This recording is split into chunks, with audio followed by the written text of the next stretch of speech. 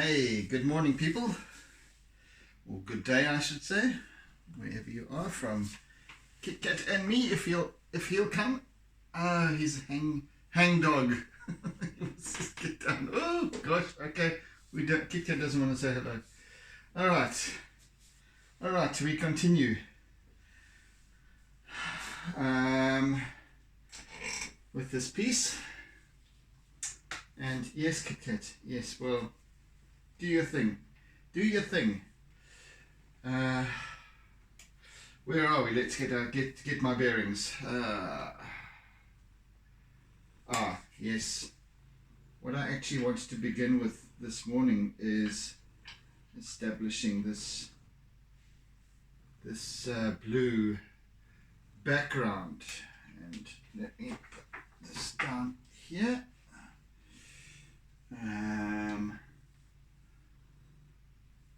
Right, let's have some tea first before we get into the swing of things. Let's use that blue.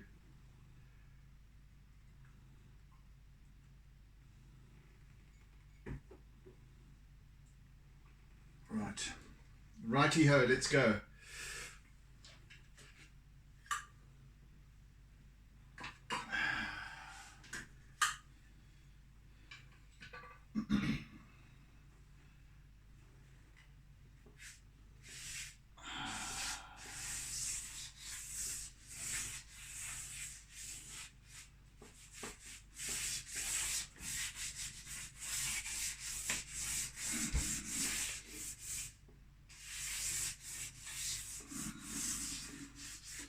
This is a little bit on the turquoise side, but I shall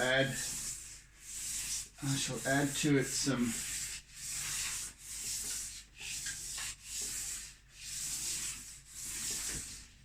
light blue as well as some darker blue at the top.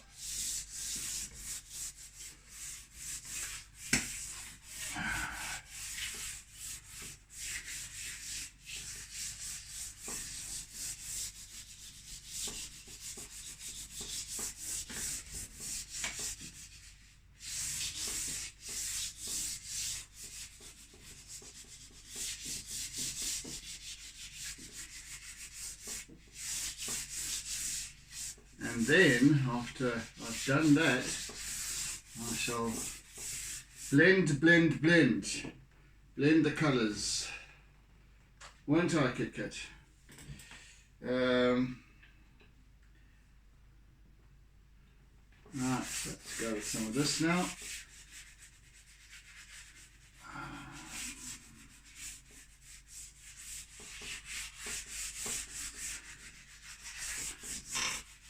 So what I'm trying to establish here is the African sky blue.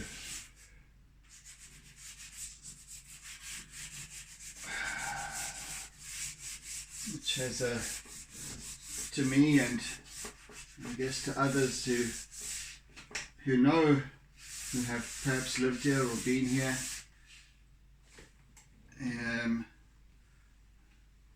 that there is something special about the colour of the African sky. Perhaps it's romanticizing it a little bit.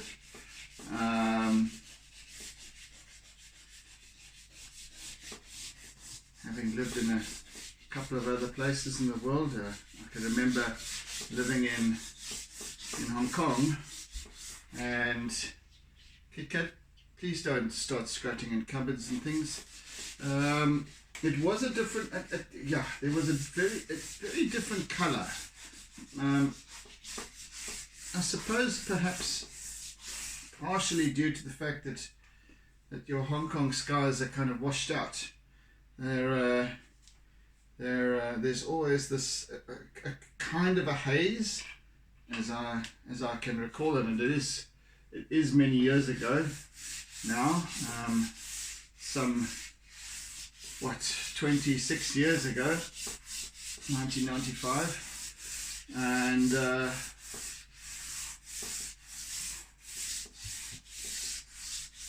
but I distinctly recall arriving back at the in Johannesburg, and it was just after dawn. The getting off the plane, and in those days, as I recall, there weren't the big tubes that come right up to the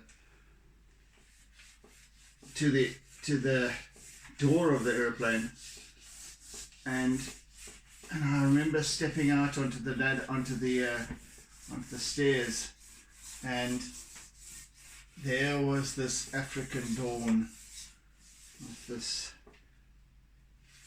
unbelievable blue sky that I had kind of taken for granted.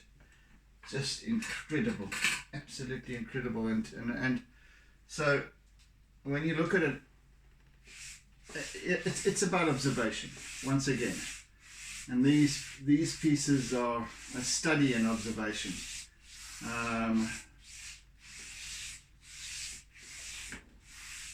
Because I consciously choose to make them so, for the purposes beyond purely art, because I'm sharing my process here, I'm sharing my thinking, and a bunch of other things, and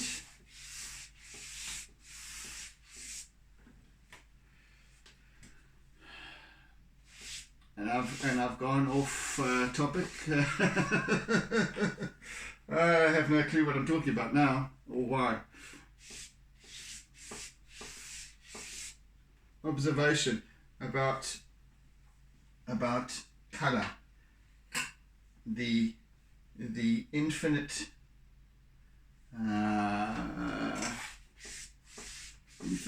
qualities of colour, perhaps.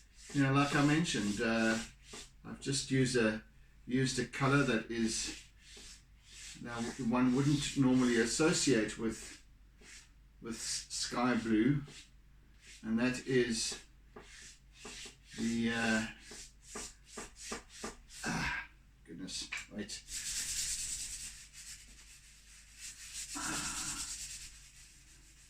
This sort of slightly turquoise colour. But within the makeup of the turquoise is a subtleness of green, because turquoise is more one could call it aqua, so it's got more of that sort of slightly sea blue, but it also adds, and I've also added a little bit of lilac. And I'm going to add a little bit of indigo, cobalt blue across the top here.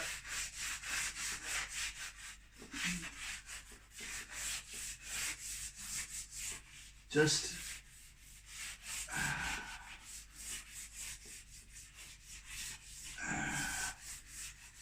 up in this corner, more in this sort of quadrant. Oops, and that's gone.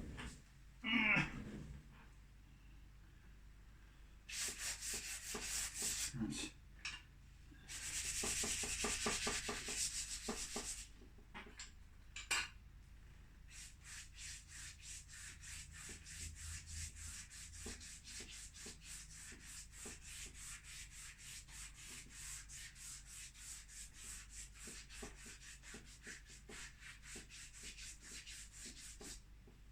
Yeah, so as I was saying, it might be a case of some romanticism, but by and large there is a distinct richness, vibrancy to the colour of the skies over Africa. Well, at least the southern parts of Africa.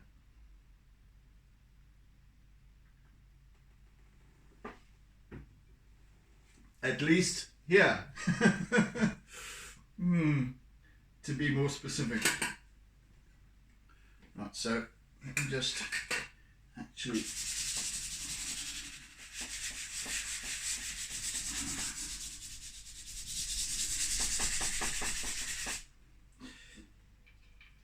that a little bit? Where is that? Goodness me.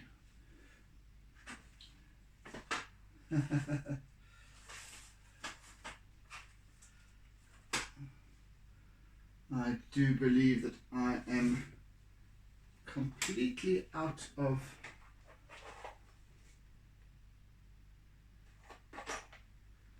all the pale blue that I was using. What can I do with this? What can I do with this? Let's see. Right, and I also shall add a wee bit of white as well, just in the bottom where you get that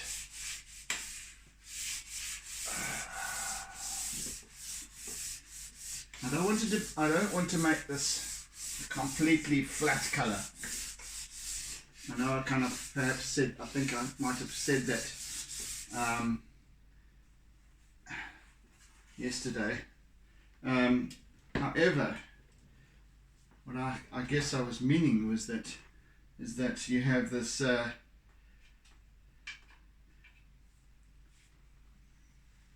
this body of color here, which is the negative space. Now down in these parts, and I am taking some creative license here, as we reach the very edge, if you can imagine, we're looking up at this. This is all the same height, by the way. So, but we're talking about perspective here, and this is slightly further away than this cliff face is. It kind of wraps around the sides of us, which means that it's coming up the top. But as your eye is cast more towards the very skyline of the falls themselves, you can imagine there's this lightening of the color. So it's more of a gradation than a solid block of blue that I want to create. And I use my little SpongeBob tool to create a lightness, and it's purely optical, really.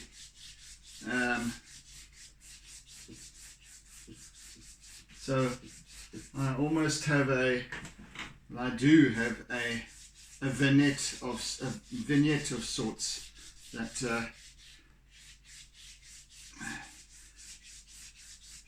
grades the color, the hues subtly.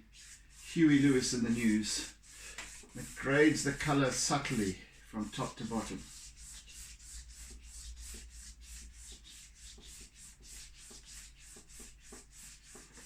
I shan't put any clouds in. That's kind of what I was alluding to, I guess, when I said I'm going to use flat color, because as I was saying, there's a lot of busyness going on in the positive space area. So we've got this wonderful negative space which actually pulls the whole piece together and gives this much more meaning, and that's critical to a composition, to keep the eye engaged. In fact, without a composition, starting a piece of art, starting an artwork, composition is the most important aspect, in my very humble opinion. It's like we talk about a foundation, setting up the cornerstones. You can have many analogies and many comparisons.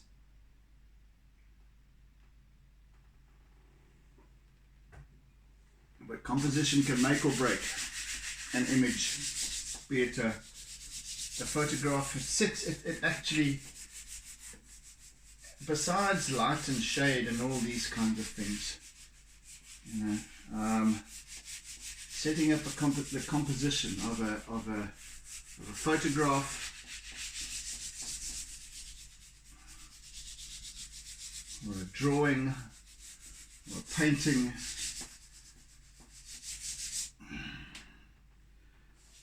The composition is its character.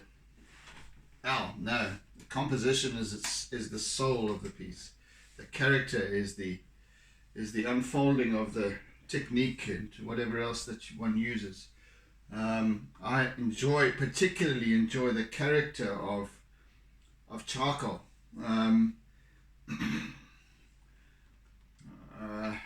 Yes, it's wonderful. So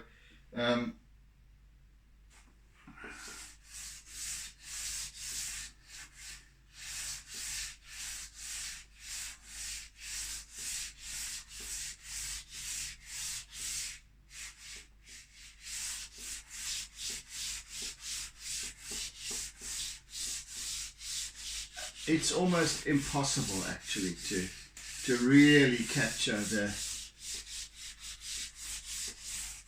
magnitude of colour in the African sky.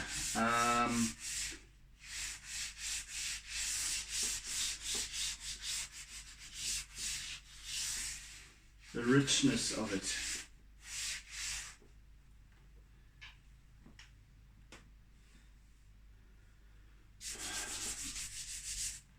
And now we have, okay.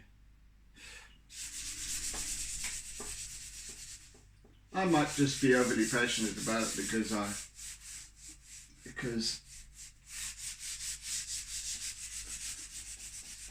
this is where I live, this is where I have grown up,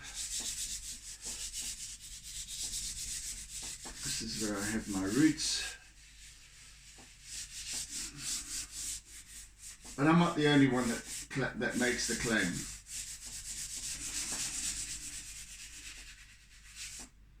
Johnny Clegg even sang about it. So,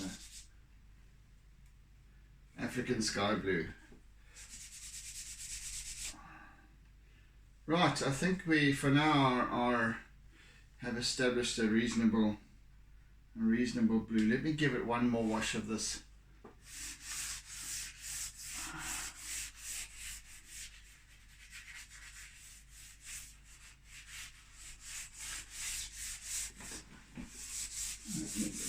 One more run of this blue. If I could actually, if I could choose a particular color for the blue that I'm looking for, it would be this color. So it's interwoven here into this piece.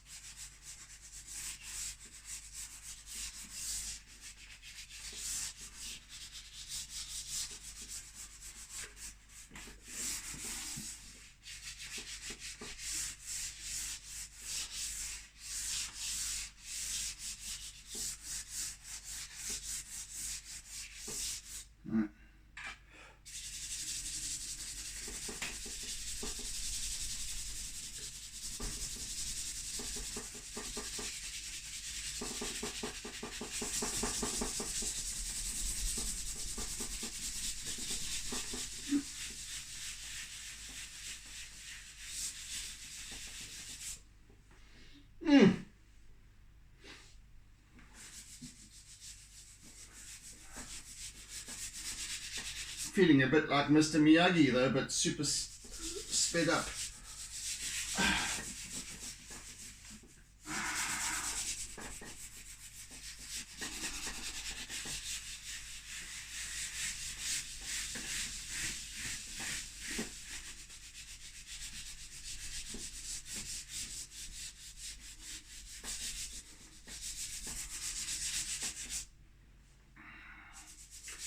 That's what I'm talking about.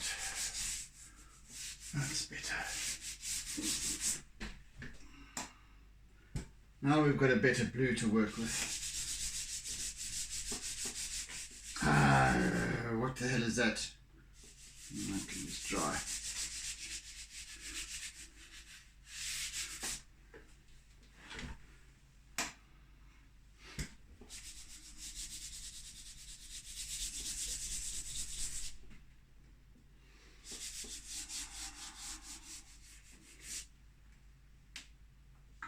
And it's amazing because as the day progresses towards the very late afternoon and towards sunset, so this color just becomes richer and richer and richer, more towards the indigo cobalt, but it just has this intensity to it. Yeah, I don't know. It's almost one of those almost inexplicable things. It just is. Just is. I'm just using the flat surface of my eraser, my trusty eraser, not to erase, as we were taught to believe at school and wherever else. That an eraser is taboo with regards to art, and it's not. You can use whatever the hell you like. If there's one thing I could teach with regards to art, is that there is no judgment. One cannot judge another piece of art. One can assist, advise, in case in point, composition, for example. But there's no right and wrong in art. There's no right and wrong in expression.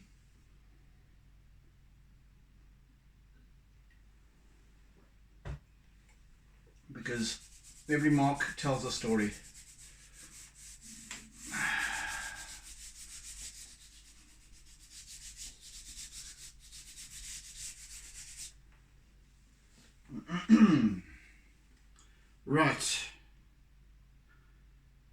Right, people, I'm going to continue now with the rest of this piece.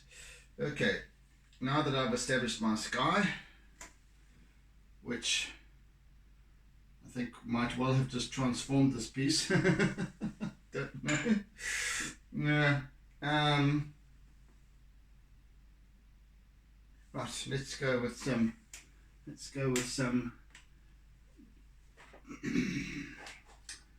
some sort of sandy type of colours. I'm really running low on colours here, so I need to at a point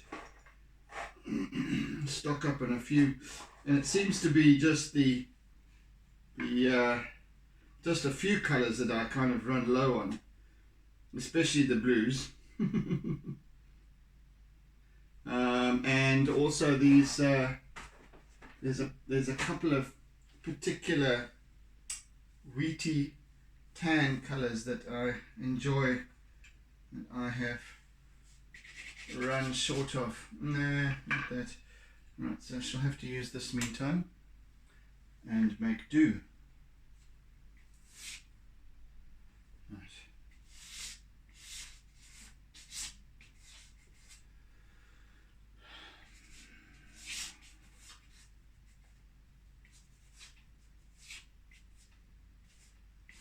So I'm using this, call it ochre, call it mustard, selectively. Remember, I'm not going to be using a great deal of I'm going to keep the color in this very subtle, in the cliffs and what have you, quite subtle, because the sky is just, I want to keep it very graphic as well.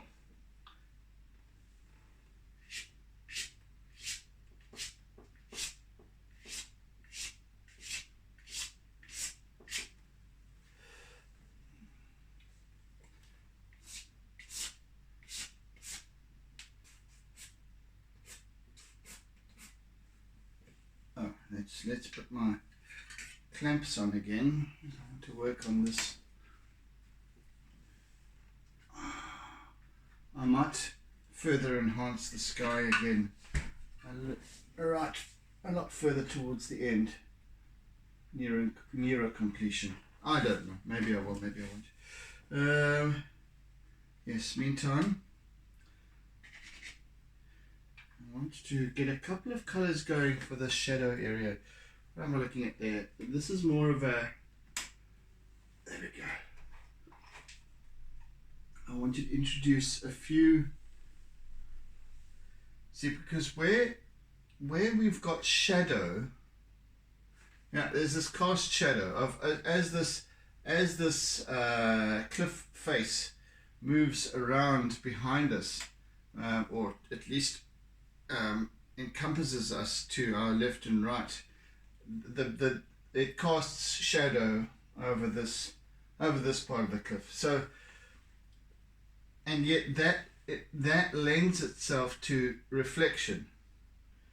It opens itself. Here we've got direct sunlight. Here we've got cast shadow, and yet it's still light. So we've got different lights, more subtle light sources that come into play, like reflection off the water at the base of the falls, etc. So we've got a slightly different set of shades in here.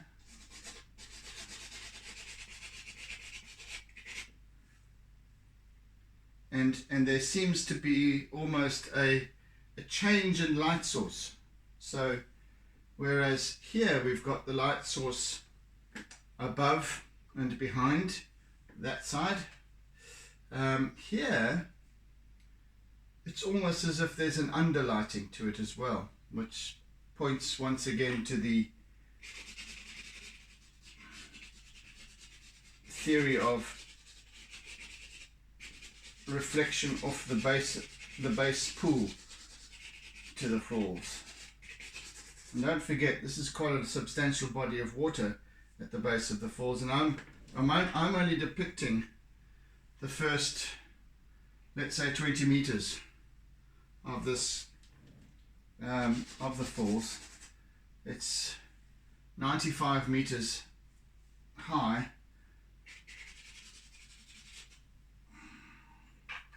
and so it's a substantial drop. It's a substantial precipice. Yeah, this whole grand theatre that we have here.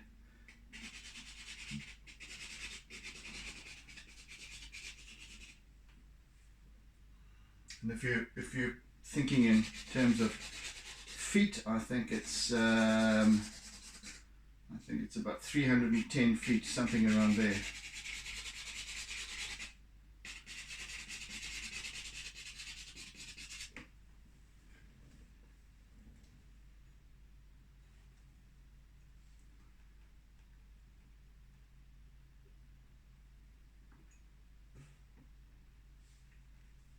And when it's really running strongly, there is just this absolute wall of white.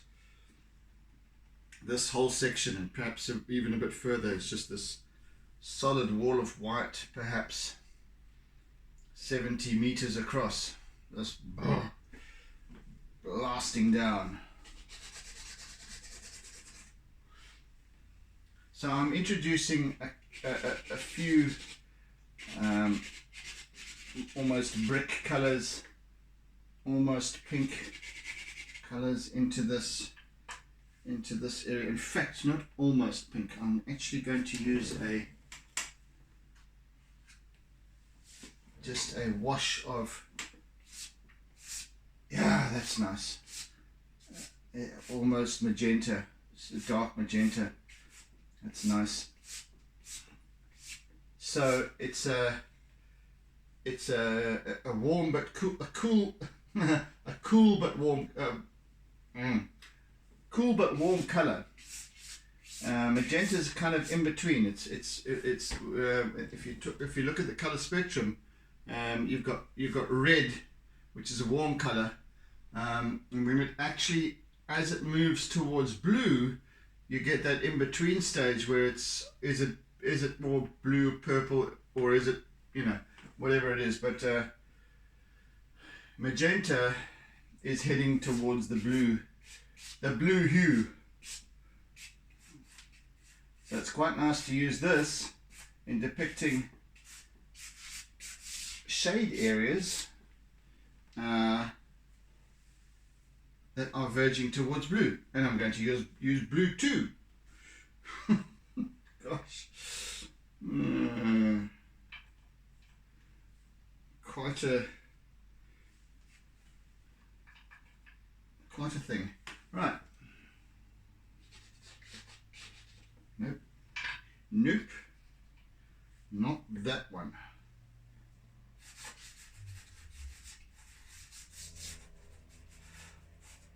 Yes, because shadow is cool. We know that. Literally, it is. In area, we seek out areas of shade to cool down because we don't have the direct sunlight. So there's this coolness. I'm being quite bold with this, and you won't be able to see in the necessarily in the video how bold I'm being with this. But this is quite a bluey, pinky, magenta-y kind of base that I'm working with here, and yet I shall make it a great deal more subtle as I move along. And once again, I shall be employing my eraser to blend, etc, etc, etc. Rah, etc. Right. Now we've got more of a skin tone, really. When I say skin tone, yes, I don't want to tread on any toes, so I shan't use the words skin tone.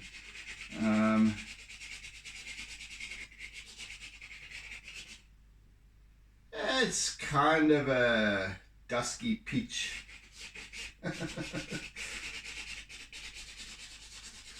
Oh, you've got to be very careful about what you say and how you say things these days, don't you? You don't know who you might be offending.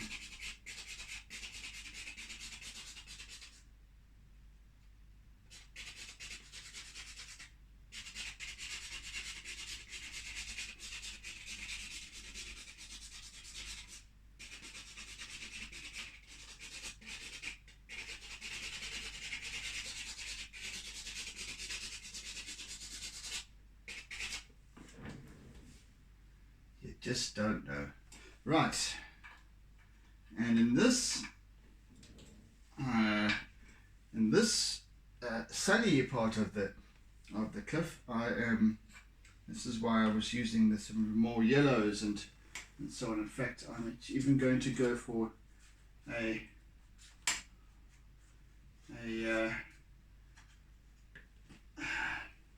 almost marigold. Yeah, just to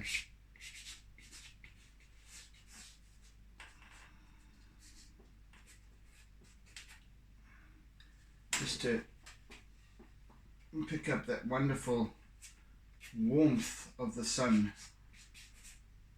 casting its golden glow on the face of the cliff.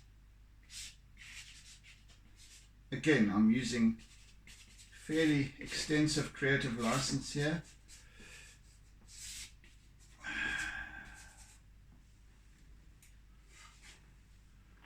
Almost to the point of abstract, but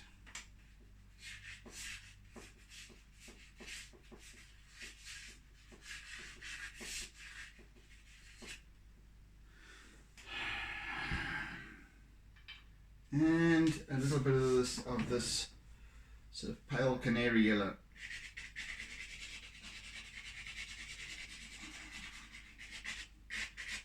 Excuse me. How are we doing for time? Yeah, 20 minutes, verging on 25 minutes left.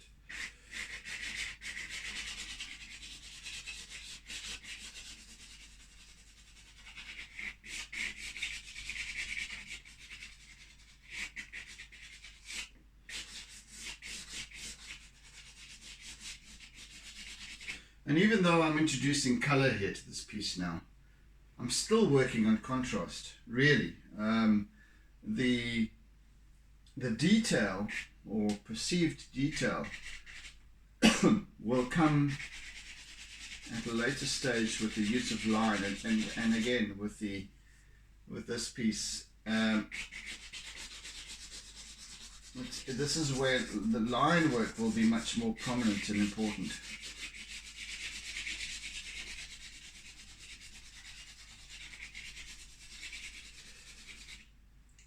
To depict these the wonderful character of the cliffs themselves and their depth of shadow and in the cracks and little crevices and what have you.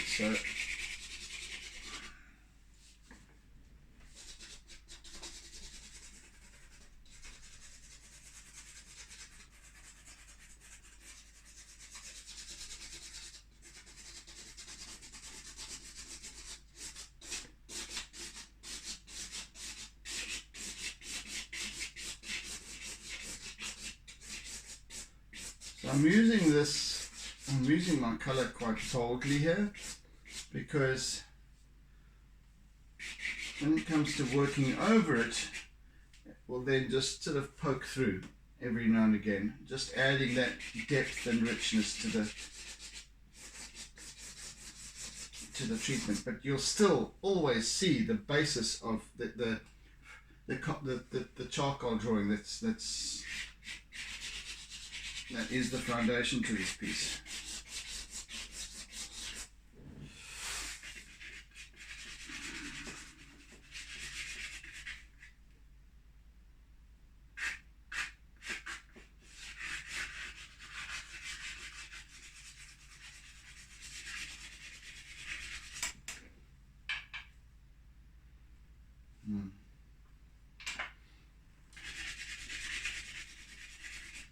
Now I'm using a light sort of fawn color, not tan.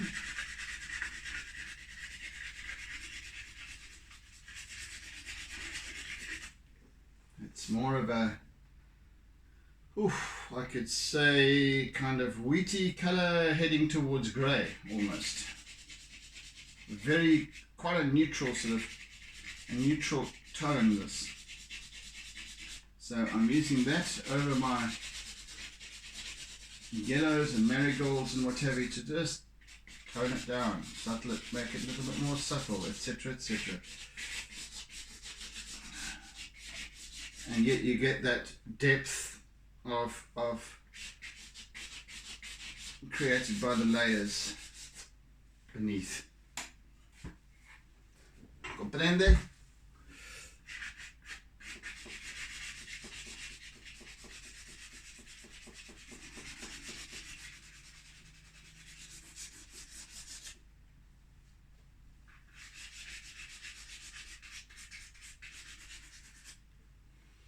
And it's the same kind of hue as my base paper is. It's just got a little bit more kind of yellow in it, just a very subtle hint of yellow in it. So it's quite nice to kind of work with the base color of my of the paper in that as well.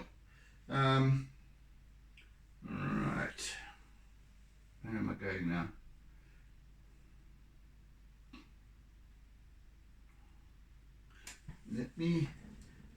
And I was thinking about this earlier, so the green that I'm going to be using, I don't want to use any like forest green. I want to keep my greens very subtle. So I'm going to be using these two, essentially two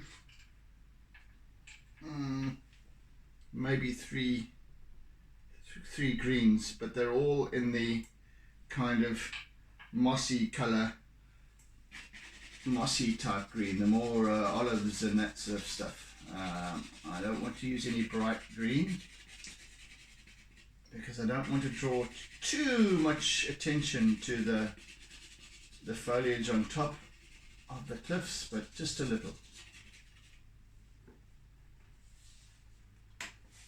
just a wee bit. So I'm just putting in some subtle colour here.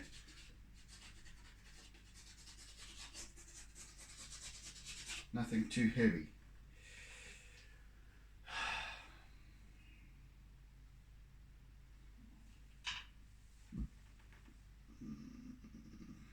Where's this other one? Where are you?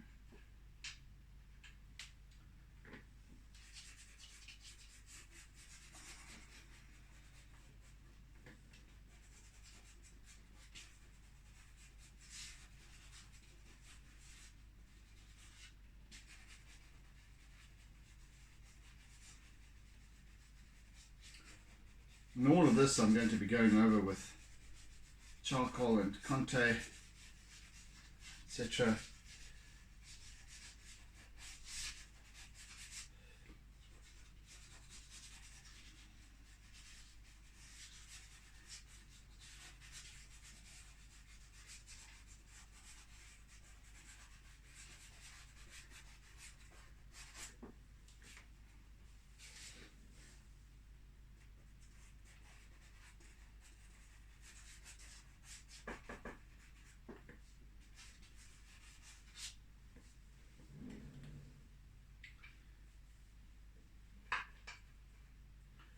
But let's start.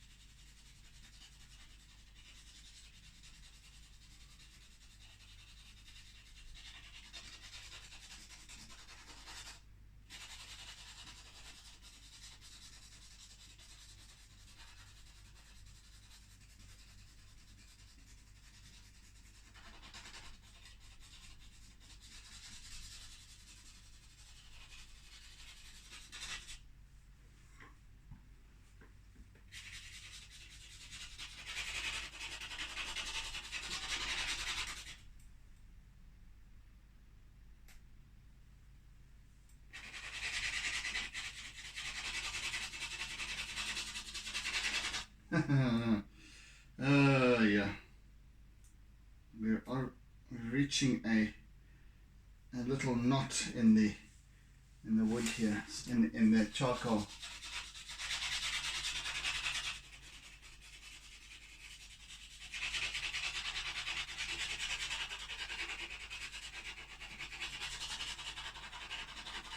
That doesn't actually want to catch at all.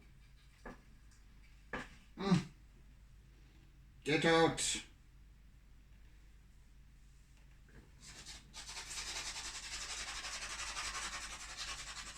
No, it's not catching. My word, it is quite... Let's break this entirely a little bit. That's better. See, in these charcoal sticks are basically baked twigs. Yeah, that's how, in a nutshell, how artists' charcoal is made. It's basically little twigs and so on that have been stripped of bark completely and then baked, sealed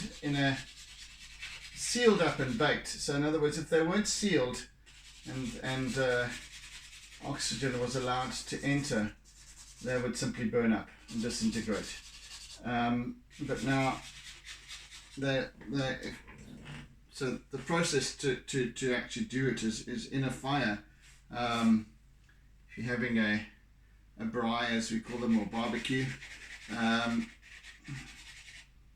you place a whole bunch of stripped twigs into a tin, preferably, and or you could use aluminium foil, but as long as it's sealed up and airtight, bind the tin with wire even, just to make sure that no air gets in, and then just place it in the coals. and let it bake for hours. And then, so then it basically just it turns to coal. So it actually gets to the point of being burnt but not ignited, if you know what I'm saying. I'm not even explaining myself very, very well, but yes, it's kind of the gist of it.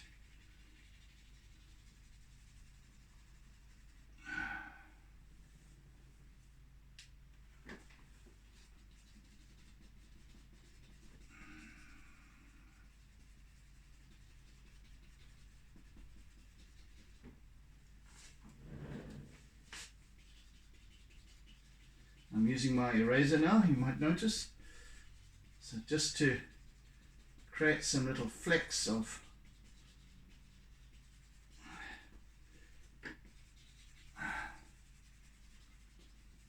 and I kind of just it blends the charcoal and the pastel nicely. It also creates this lovely texture.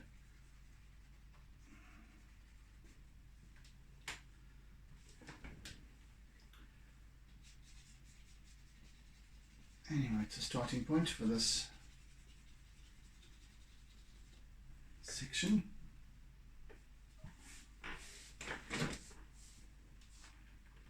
I really need to be a whole lot darker up here.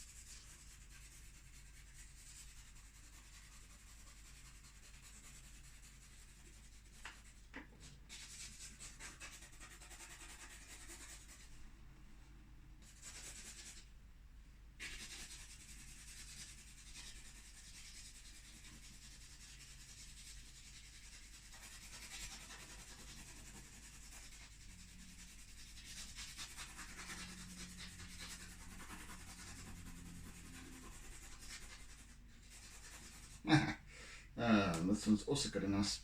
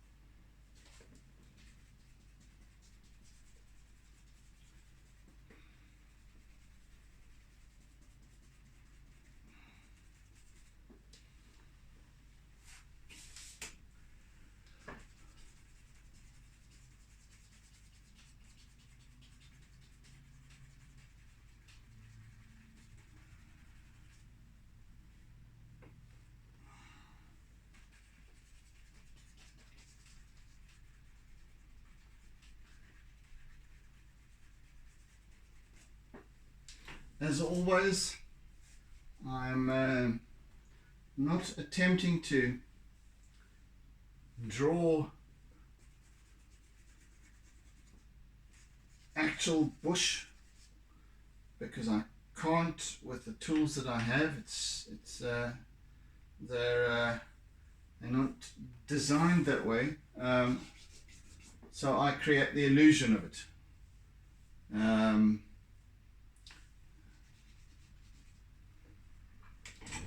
And that's starting to come together.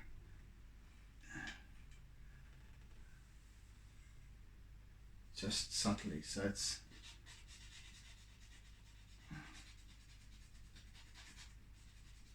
all about light and shade, about texture as well. So the texture also helps to give the illusion of this particular kind of growth that is crowning the top of the cliffs.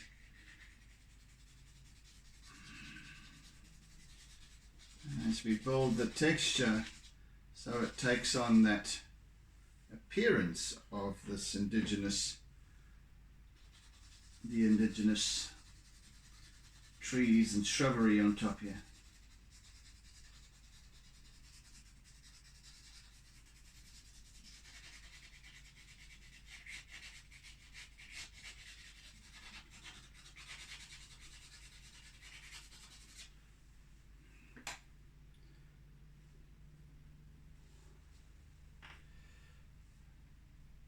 Right, let me work a little bit with my razor here.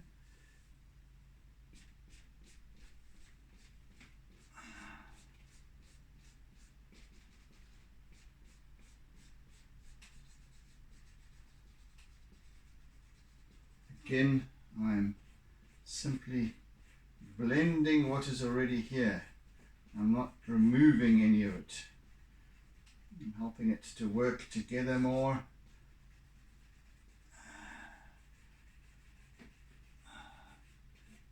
Creating the subtle illusion of detail.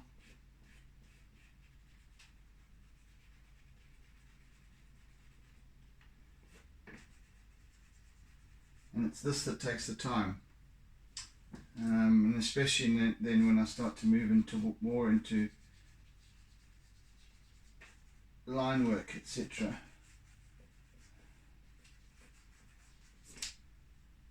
That's why you find that, like yesterday, in the first session, it came together quite rapidly because I spread this whole thing out and created my composition, etc. But now that I had once I've established the composition and the basic areas of contrast, now it becomes about the filling in with color, with different hues of color, etc. And then line work. Line work brings form.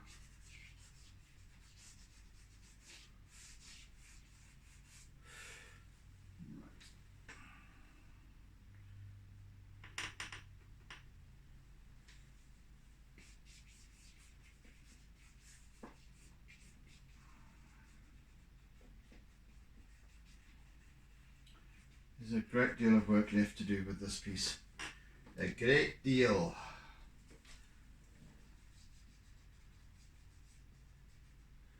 And I can see even, it's almost like within these deep fissures, this deep crack over here. So I think that birds must roost there. Obviously fairly safe from certain predators, etc. And then there's a lot of droppings that kind of just fleck the surface of the cliff here, which I can just depict very subtly in white. You see, this is what I'm talking about when it comes to line work, etc. Just to pick up these subtleties.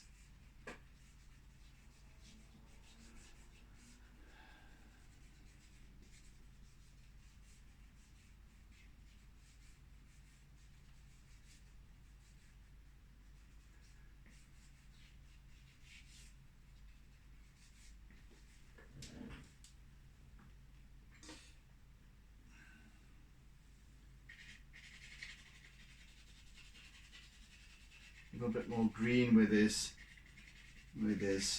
foliage right up to the very edge of the water area. A couple of other spots.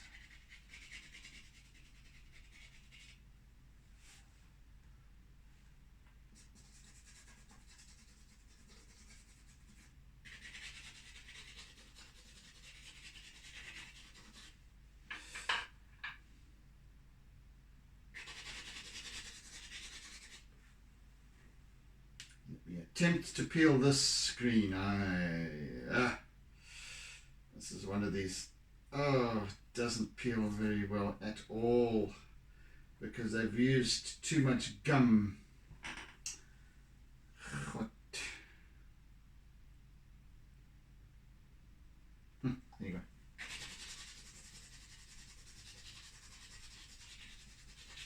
You know, when they put too much gum on the wrappers, then they don't want to peel nicely away from the pastel.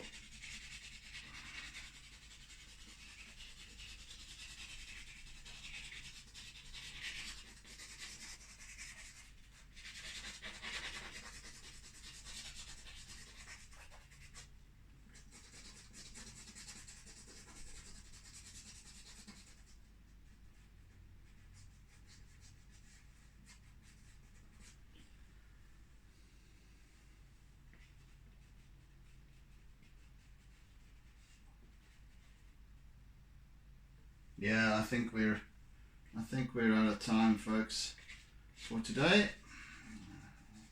There's plenty of time left in the week to pull ahead with this piece. Right, I think we've made significant progress today with regards to the addition of colour. And yeah, thank you for joining. It's been a good session. So yeah, once again, as I said, thank you for joining, thank you for sharing, yeah, and thank you for engaging with me. It's lovely. I enjoy the comments, and I very much appreciate them. I enjoy that kind of feedback to see how my work is perhaps stimulating a response, an emotional response from you. So thank you to those of you who do. So yes, catch you again in the next session, and so otherwise do have a fantastic day further, and yes, take it easy. Oodles and oodles of toodles. Bye guys, and see you again soon. Take it easy, be good, bye. Always doodle doodle.